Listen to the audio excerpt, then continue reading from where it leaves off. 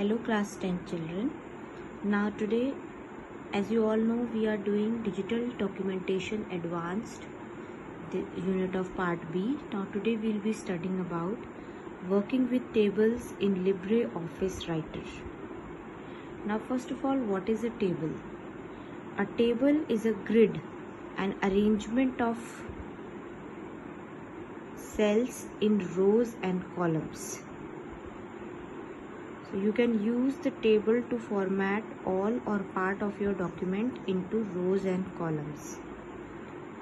We need tables because they are the best way to organize the graphics, columns, headings and rows. Now the question arises, what is a column? A column is a grouping of cells that run from top to bottom of a page. Vertical arrangement of cells. A row is a grouping of cells that run from left to right of a page. That means horizontal arrangement of cells. A cell is an intersection point between a row and a column. Now inserting a table. When we insert a table, then how are we doing it? We go to the main menu. There you have option insert. So we'll click on insert. A dialog box will appear. From there we will choose table,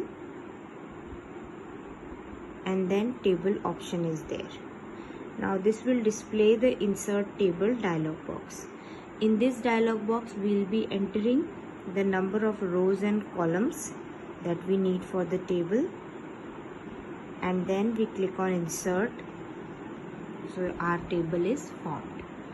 Now next is auto fit option in table menu. Now what is this auto fit option? Suppose you have the fixed column width and you want to change it. So you can set a precise width to be used by all the columns in the table by clicking on the fixed column width scroll box and entering the value there. That means you can fix the value of the column according to your need. Similarly, auto fit to contents.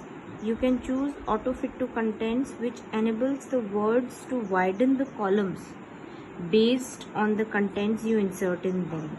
That means the word, suppose the word is encyclopedia, it is a long word. So the column will be adjusted automatically for the word. Then auto fit to window.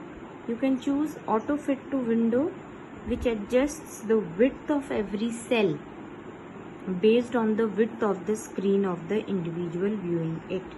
For example, if you change your monitor for displaying at 640 by 480 to 800 by 600, your cells will widen. That means your table adjusts according to the width of your monitor screen. This feature works only with documents which are served as web pages and viewed from within Word or a web browser. Now how will you enter the text into the table? You will simply type as you normally would by placing the mouse cursor in any one of the required cell, and then you will press tab to move to the next cell, or with the help of mouse you can do so. Now how will you select a row or a column? So in order to select, first of all you will click on the row which you want to select, and then you will go to table option above, select and row.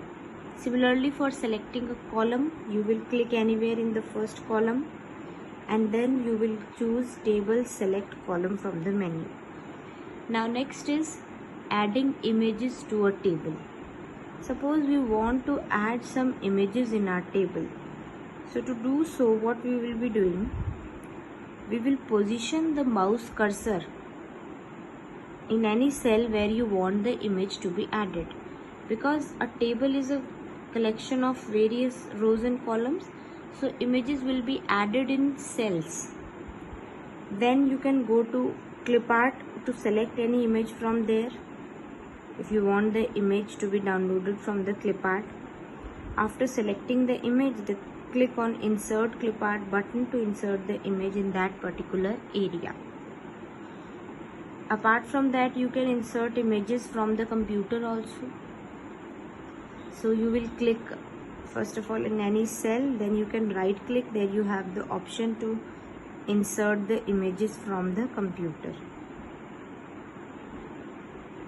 stored in your computer. So these are different ways to add images to a table. After the image has been added to the table, we can resize the image with the help of handles present, moving handles.